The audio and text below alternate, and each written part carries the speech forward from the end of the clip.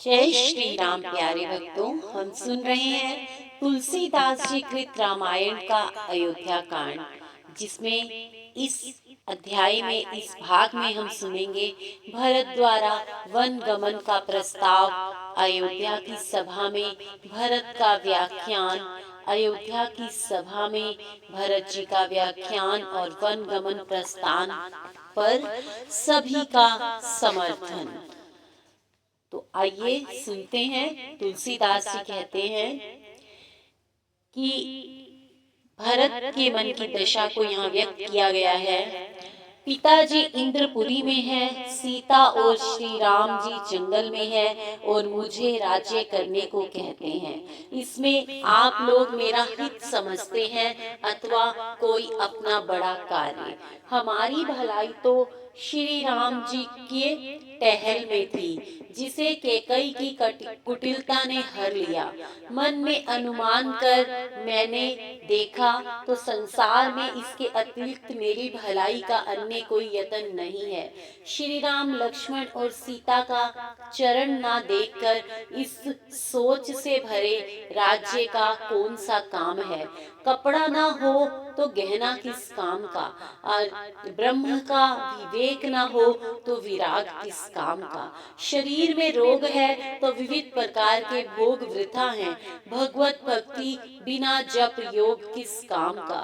जीव ना रहे तो सुंदर देह वृथा। इसी तरह राम जी के बिना मेरा सब कुछ व्यर्थ है। मेरी यही एक विनय है कि राम जी के निकट जाने की आज्ञा मुझे दी जाए।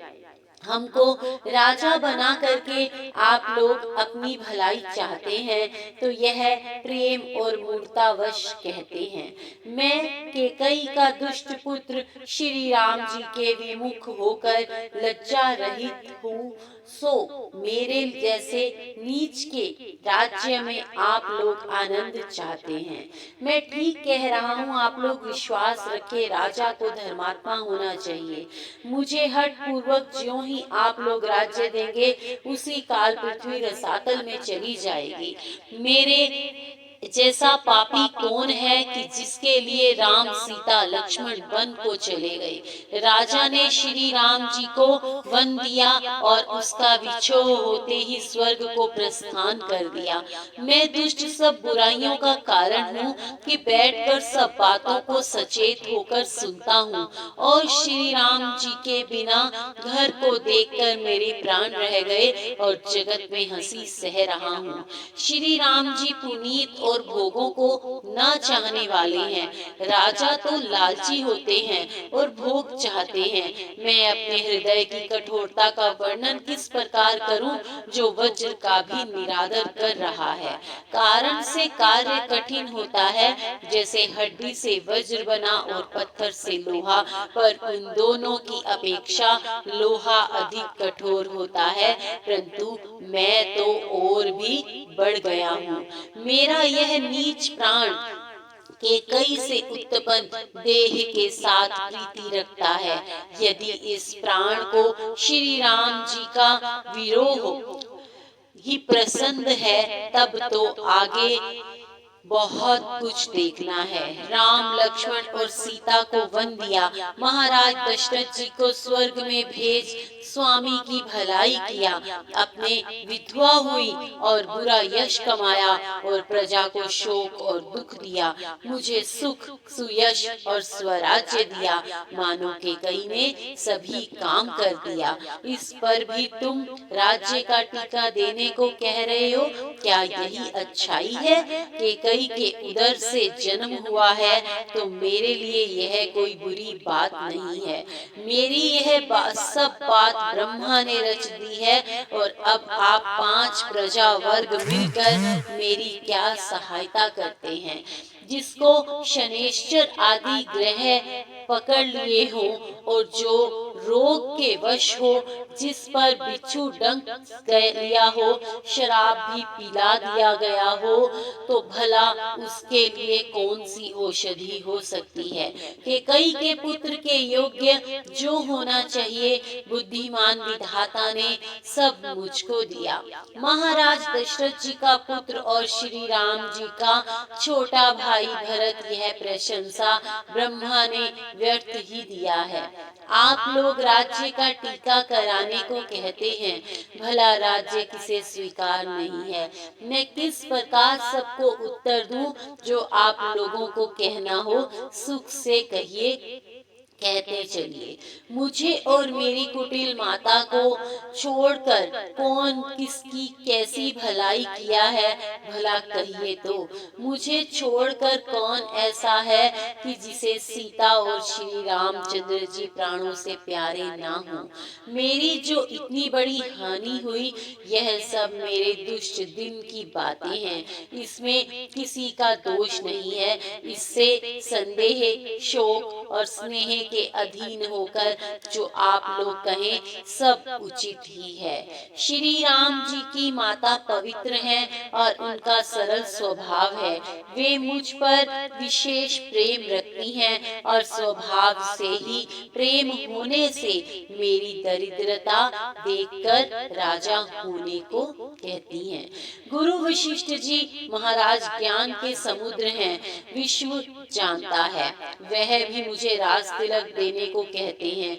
इससे मेरा तो विधाता ही रुष्ट है और आप सब भी मुझसे रुष्ट ही हैं। श्री सीता जी और राम जी को छोड़कर सभी लोग इनमें मेरी सम्मति बताएंगे, सो मैं सब सुख पूर्वक सहन करूंगा।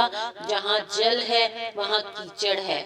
मुझे जगत के लोग डरपोक कहेंगे, इसका मुझे कुछ भी भय नहीं है, पर लोग का भी डर नहीं है, परंतु मेरे मन में एक यही आग धधक रही है कि मेरे कारण राम सीता को दुख हुआ। जीवन का फल तो भाई लक्ष्मण जी को मिला, जो उन्होंने श्री राम जी के चरणों में मन लगाया। मेरा तो जन्म श्री राम जी के वन जाने के लिए हुआ, तब मैं झूठा पश्चाताप क्या करूं। सब लोगों को समझाकर अपनी दुस्सह गरीबी कह रहा हूँ कि श्री रामचंद्र जी के चरणों को बिना देखे जी की जलन नहीं मिट सकती। मुझे तो दूसरा उपाय नहीं दिखता है, क्योंकि श्री रामचंद्र जी के बिना मेरे हृदय को कौन पहचान सकता है। मैंने यही विचार कर रखा है कि प्रातः काल होते ही प्रभु के पास चलूंगा। मैं बुरा और दोषी तो हूँ, मेरे हेतु से सब उपद्रव हुआ, तथापि अपने चरणों के समीप मुझे देखकर विशेष कृपा करने वाले प्रभु मेरे सब दोषों को क्षमा कर देंगे, क्योंकि प्रभु तो शील संकोच से सरल चित्त वाले दया और प्रेम के घर हैं।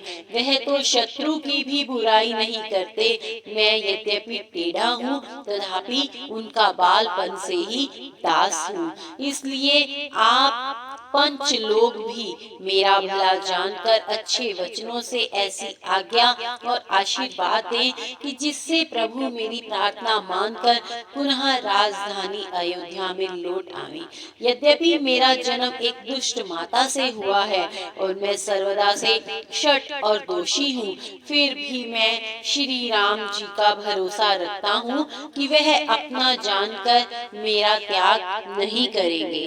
भरत जी की वाणी सबको प्यारी लगी, मानो वह श्री राम जी के प्रेम रूपी अमृत से सनी थी। सब लोग विछोह के कठोर ताप से दुखी थे। उनके लिए इसने संजीवन मंत्र का काम किया।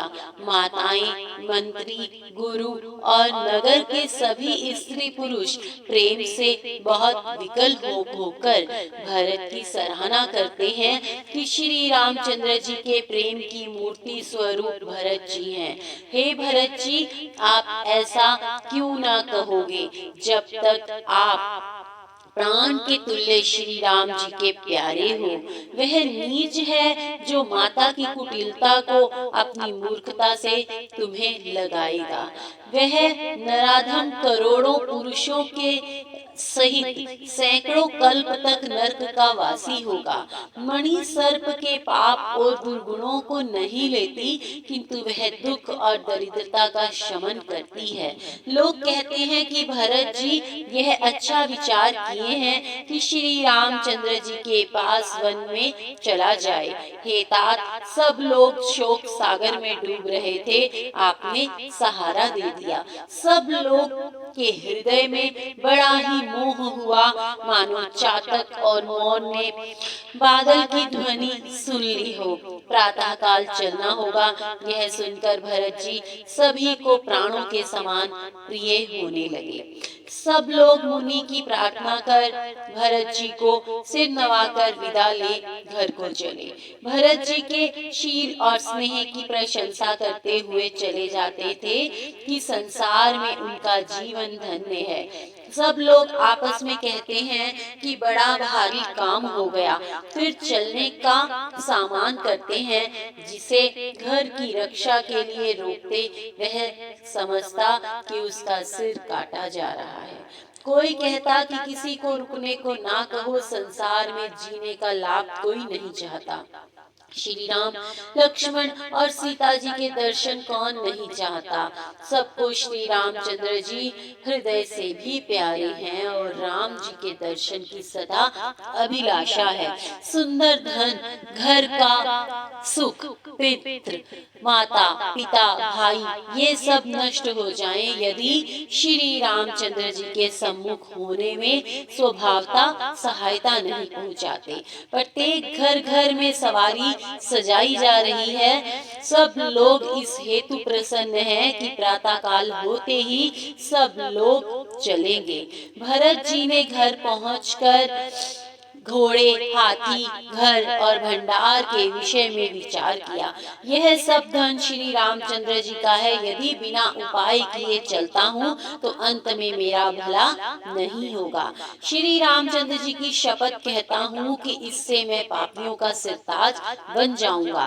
दास तो वही है जो स्वामी का भला करना चाहे, कोई कितना भी दोषी क्यों ना हो। यह विचार कर श्री रामचंद्र जी के पवित्र सेवक, जो स्वप्न में भी धर्म को नहीं छोड़ सकते थे, उन्हें बुलाया। सब लोगों से धर्म का छिपा हुआ रहस्य कहकर जो जिस कार्य में के योग्य था उसे वहां ही रख दिया। इस प्रकार उपाय कर रक्षक नियुक्त कर श्री भरत जी श्री राम जी की माता कौशल्या जी के पास गए। तब सब माताओं को दुखी समझकर सज्जन और परम स्नेही भरत जी ने बैठने का, जिसमें सुखद सुंदर आसन हो, ऐसी पालकी बनाने की आज्ञा दी। चकई चकवा के तुल्य सब अवधपुरी के रहने वाले सवेरा होने का मांगल मांग कर रहे थे। जागते जागते सब रात व्यतीत हो गई। सवेरा हो गया और भरत जी बुद्धिमान मंत्री को बुलाकर लाए और भरत जी ने कहा कि तिलक की सामग्री ले लीजिए, वन में भी मुनि जी राम जी को राज्य देंगे। भरत जी की वाणी सुनकर सचिव लोग प्रणाम कर शीघ्र ही सब साज सजा लिए। सबसे पहले मुनि वशिष्ठ और अरुंधति अग्नि के समाज सहित रथ में बैठकर चले और फिर सभी तप और तेज के निधान ब्राह्मण लोग अनेक सवारियों पर बैठकर चले। जय श्री राम। रामायण का अगला भाग अगली वीडियो में। जय श्री